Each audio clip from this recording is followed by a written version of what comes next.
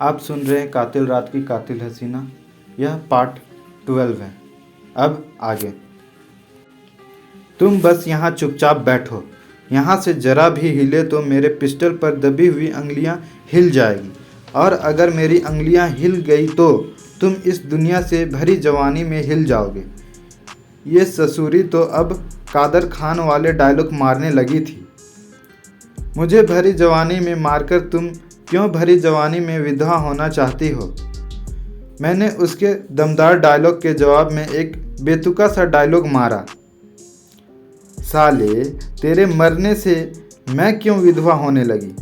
इस बार उस बेनाम हसीना ने तपे हुए स्वर में बोला। क्यों, अभी तो तू मेरे साथ पूरी रात मेरी बाहों में मचलते हुए सुहाग रात मनाने की जिद नहीं कर रही थी? मैंने उसको बातों में उलझाना चालू रखा। बेटा, आजकल ऐसी चलती फिरती सुहाग रात मनाने से कोई विधवा नहीं होता, और चिंता मत कर, तेरे साथ मेरा कोई सुहाग रात मनाने का कोई इरादा नहीं है। उसने मुझे लापरवाही भरा स्वर जवाब दिया। फिर किसके कहने पर मेरा किडनैप करके यहाँ लेकर आई हो? मैंने उसकी बात के झोल को पकड़ते हुए बोला।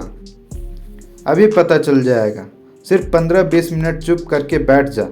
वो मेरे इतने सवालों से बेजार हो चुकी थी। अपना नाम तो बताओ मेरी गुले गुलजार। मैं चुप बैठने वाला में से कहाँ था? नाम जानकर क्या करोगे? यही बोलते रहो जो अभी बोला था, गुले गुलजार। उसने एक कुटिल मुस्कान लाते हुए बोला। इस पिस्टल में कितनी गोलियां हैं?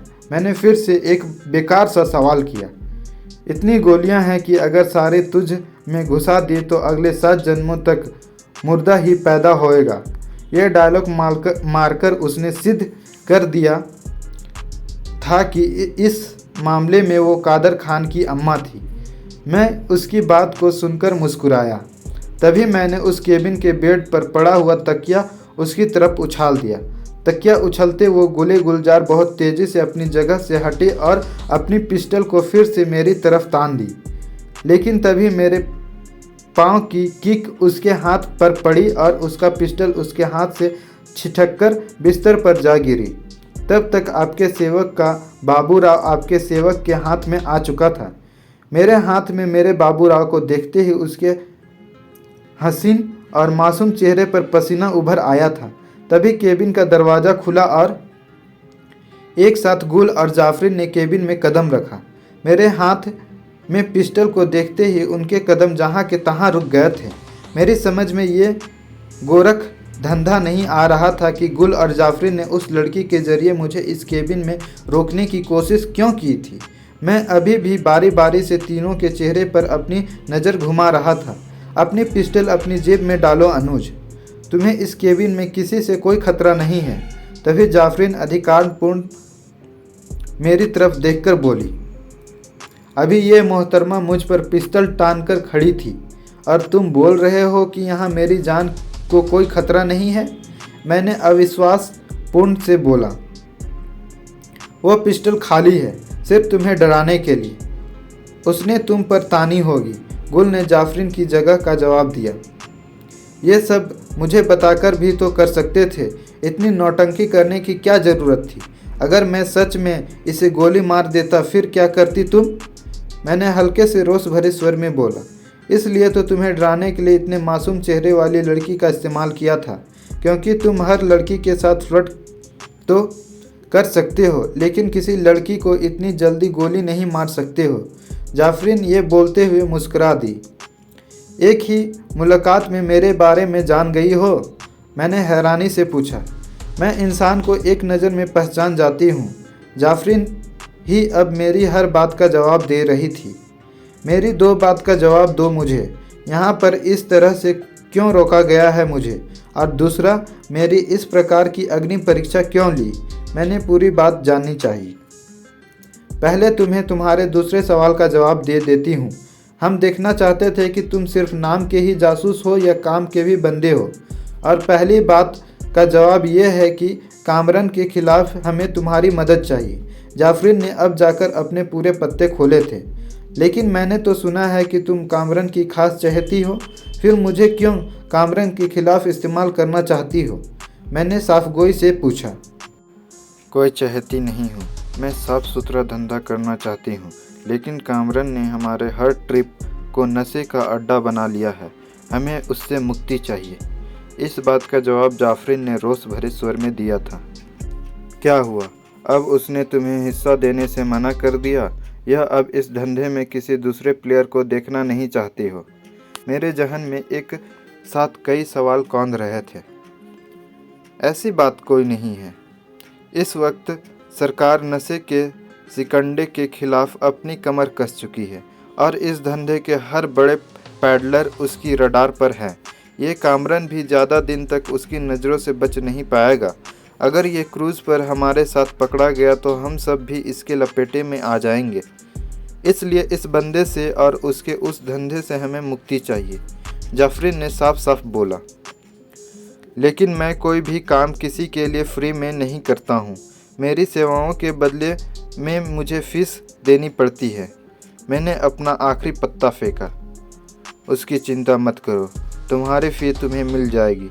उसके बदले में हम तुम्हारी जो सेवा बिस्तर में करवाएंगे उसके तुमसे कोई चार्ज नहीं करेगा, वो हमारी तरफ से कॉम्प्लीमेंट्री होगा। जाफरीन ने एक अर्थपूर्ण मुस्कान के साथ बोला। नहीं, ऐसी कोई सेवा करवाने का मुझे कोई शौक़ नहीं है। मेरी सिर्फ इतना मदद करो कि चारू के बारे में कुछ बता सकती हो तो बता दो, मैंने जाफरीन को बोला। गोवा चल रहे हो ना, तो समझ लो तुम्हारी चारू के बारे में एक कदम सही है। वहाँ कामरन का एक कैसीनो है, उसका नाम है ब्लू लैगून। एक बार वहाँ घूम कर आना, शायद तुम्हें वहाँ पर चारू के दर्शन हो जाए, जाफरीन ने एक रहस्यमय मुस्कान के साथ बोला। कामरन के बाकी अड्डे के बारे में कोई जानकारी हो तो वो भी बता दो, मैंने जाफरीन से पूछा। इस वक्त कामरन पूरी 1 किलो ड्रग के साथ क्रूज़ पर मौजूद है। उसे काबू में कर सकते हो तो कर लो, साथ में तुम्हारे यही लड़की रहेगी। जो भी कुछ पूछना है कामरन के बारे में इससे पूछ लेना।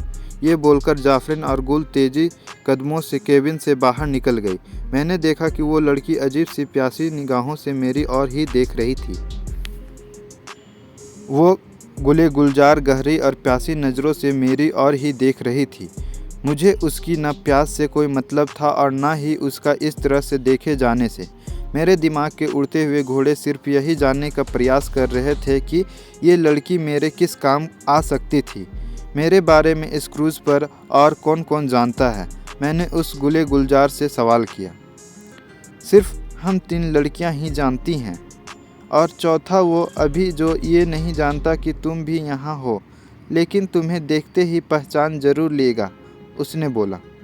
हाँ, उसे अपनी पिस्टल के निशाने पर लिया था एक बार, इसलिए मेरी शक्ल तो भूलने का कोई सवाल ही नहीं उठता, मैंने उसकी बात का जवाब दिया।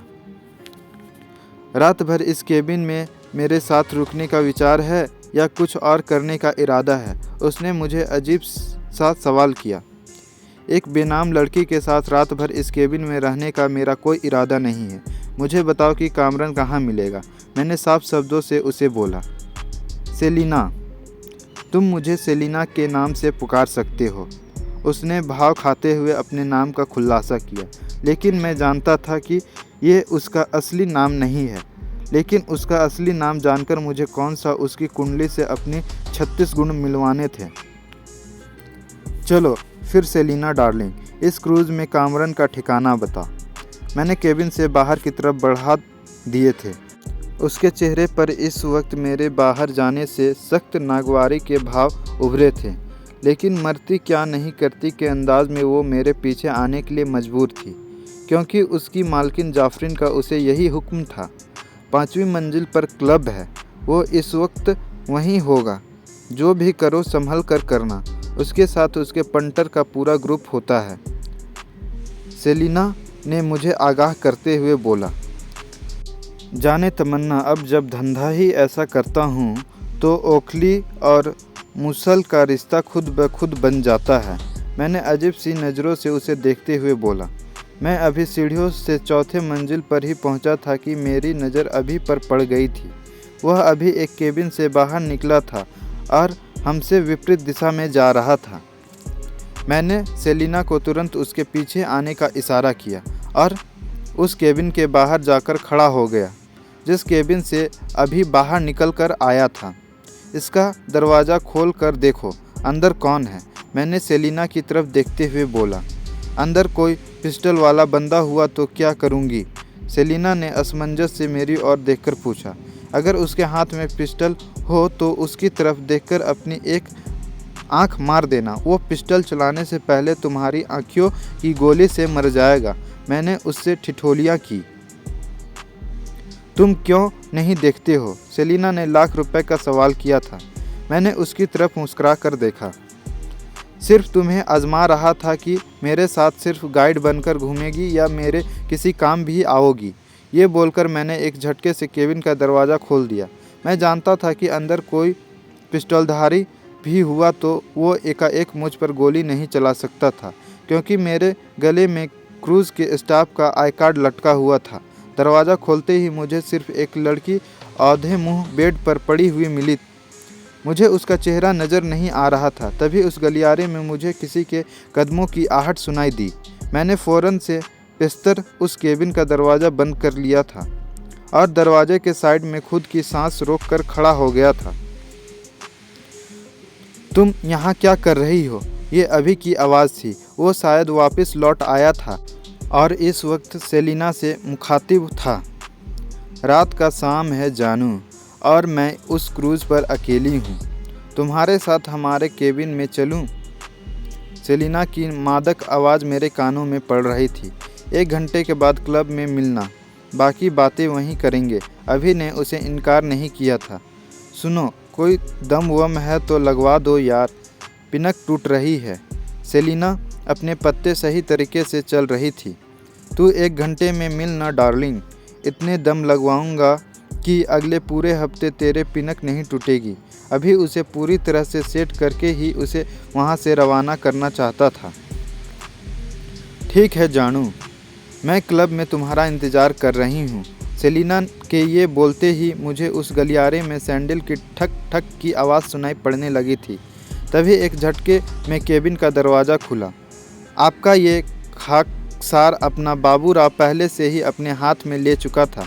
जैसे ही उसने कदम अंदर रखे, मैंने अपनी बाबूराव की डंडी नाल को उसकी खोपड़ी से सटा दिया था। कैसे हो मेरे जिगरे के छल्ले? मेरे आवाज़ सुनकर भी उसने पीछे पलटकर देखने का साहस नहीं किया था। इतनी जल्दी अपने उस सेवक को भूल गया?